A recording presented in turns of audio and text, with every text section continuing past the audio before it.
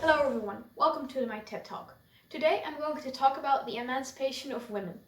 But more precisely, I will be focusing on the witch hunts in Europe through a Marxist feminist lens. During the witch hunts, tens to thousands to hundreds of thousands of people were killed. And 80% of all these people were women. It is clear that women were especially targeted during the witch hunts.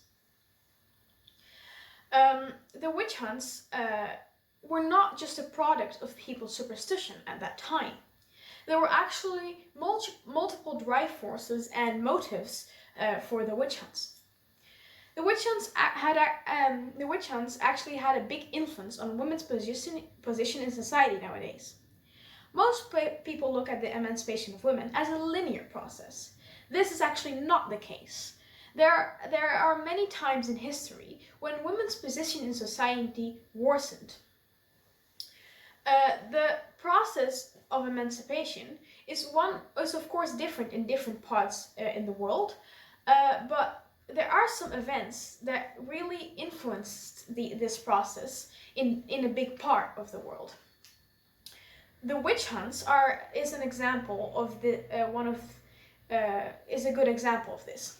In Sylvie Federici's book, Caliban and the Witch, Woman, the Body, and Primitive Accumulation, she explains how the witch hunts were not just an outbreak of superstition, but actually an attack on women and their power, and how it took an important role in the process of primitive accumulation, which I will explain later on. She explains how capitalism couldn't have happened without creating a society divided by classes and without converting the role women had in society from workers to the producers of new workers to the childbearers.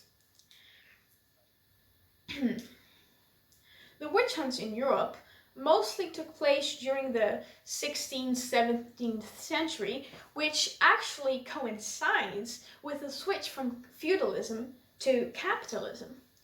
This switch was an important moment in the process of emancipation of women. You see, before the switch, people lived under feudalism, a system in which large-scale trade didn't exist and privatized property owned by commercial entities didn't exist either. This meant that farmers, called vassals, got landed land and got protection, and in return for this, they paid the lord back in services and part of the harvest. In the 12th century, the feudal system actually weakened, and more people became self-sufficient. In the time of the feudal system, and a little after, especially a little after when people were mostly self-sufficient, everyone in a household worked together to make ends meet in these times. This meant that women were not restricted to only housework. Another distinct difference is that housework was still seen as actual work back then. Work that was just as important as the other work that needed to be done. They were part of the workforce, and it was seen as work instead of something to be expected of women. Women were a part of the community and part of the workforce. You didn't have a working class that solely constituted of men back then, like there was later on. Women had more social and economical power as well. This changed when the process of primitive accumulation commenced. Primitive accumulation being the process in which society is socially and economically restructured. The land and means of production become the property of a small reigning class, which causes this class to acquire power over the proletariat. This process is in essence everything that needs to happen for a capitalist society to form. Adam Smith sees this process as a natural thing that happens when some people work more than others. Marx, and thereby some people work more than others and thereby acquire the means of production. However, Marx argues that this process isn't natural, since slavery, exploitation, colonialism, theft, and murder always seem to be a condition for this process. Sylvia agrees on this with Marx, but she notes that Marx clearly has a male point of view, and she has one critical thing to add. Marx talked about society and its division of people in classes, but he never thought of the fact that women are also a different working class. The exclusion from the proletariat and taking the birthing and raising of children and housework for granted because caused many to believe women did not work back then, because everything was taken for granted and was just their role. But they are in fact just a different working class in society. The difference is that they could not choose their work. It is a role they are pushed into. The last condition for primitive accumulation is actually pushing women into the role of mothers and housewives, forcing them to do unpaid and unrecognized labor in a nuclear family. Without this newfound interest in controlling women's reproduction, capitalism as we knew it then could not exist. There was a huge lack of people, and therefore workers, when the primitive accumulation commenced. And this is how the interest in controlling women's reproduction started. The state got more and more power over women's body and their reproduction. And witch hunts played a big part in this. First, things like abortion and promiscuity were seen as diabolical, and women who did such things were accused of witchcraft and murdered. This way, the state gained more power over women's body, and it led to a climate where a law against abortion could be introduced. Abortion became illegal, and the bearing of children became a woman's duty. To supervise pregnant women was also encouraged so the pregnancy would go well, another form of control. Midwives were accused of helping women with abortions and were accused of witchcraft, and also slowly replaced by male doctors. Women who were no longer of importance to capitalist society because they couldn't reproduce, like many old women, were accused of witchcraft more often as well. This was also true for women with too much power. Women who tried to reclaim their sexual autonomy over their body were quickly seen as diabolical and as witches as well. The two top crimes at that time amongst women that were prosecuted were abortion and witchcraft. Women were mass murdered for these crimes. This is what Federici called the war on women, the first femicide. This femicide caused tens to hundred thousands of murders. The very public witch hunts and persecutions made women scared, and they were forced to conform, making them lose power. Along with this, much female medicinal knowledge got lost. Any woman who did not conform could get accused. All women who did not conform could get accused. Capitalism has, with the help of witch hunts, have led to the division of society in classes, as a result of which hierarchy was created based on age, sex, and race. This was worsened by the division between men and women that the prejudice against women and the witch hunts caused.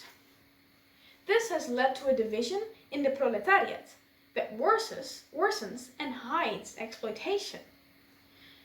This division between men and women. During the process of primitive accumulation, women needed to become fully submissive to men and become housewives for the process of proletarization to happen.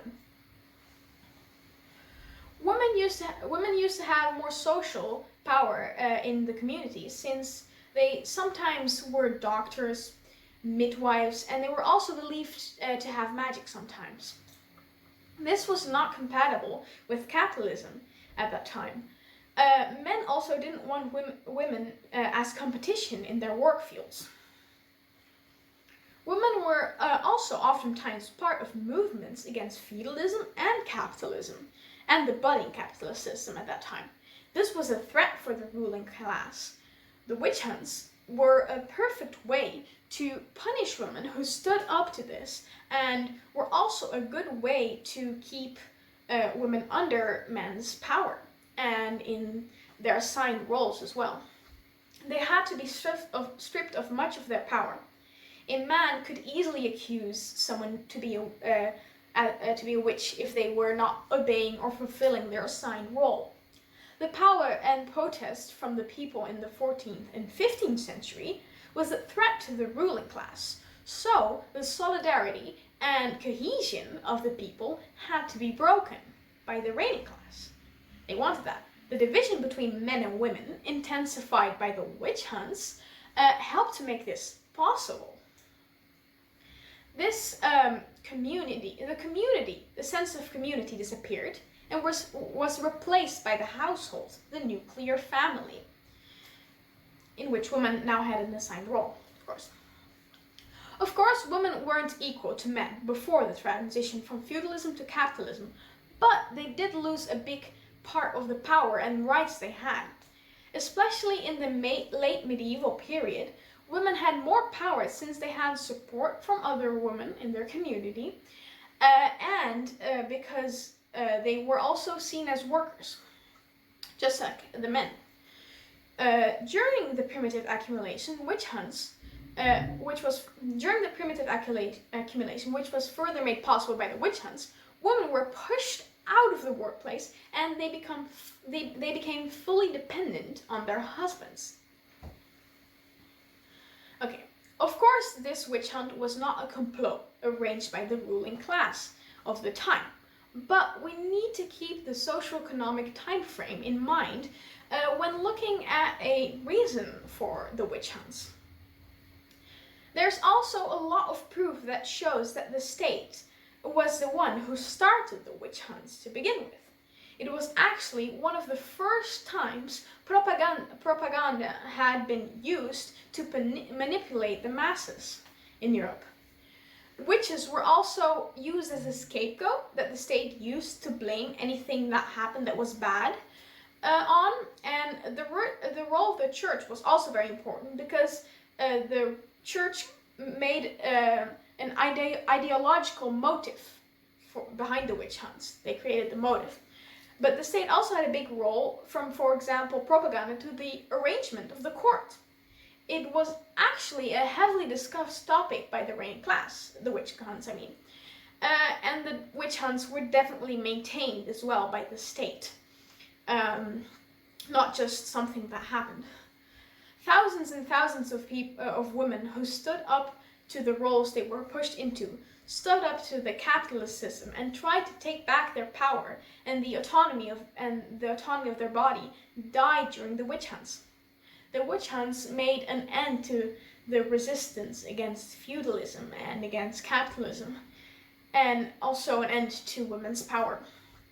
This event massively impacted women's place in society and how capitalism and its work classes is structured nowadays. Thank you for coming to my TED Talk.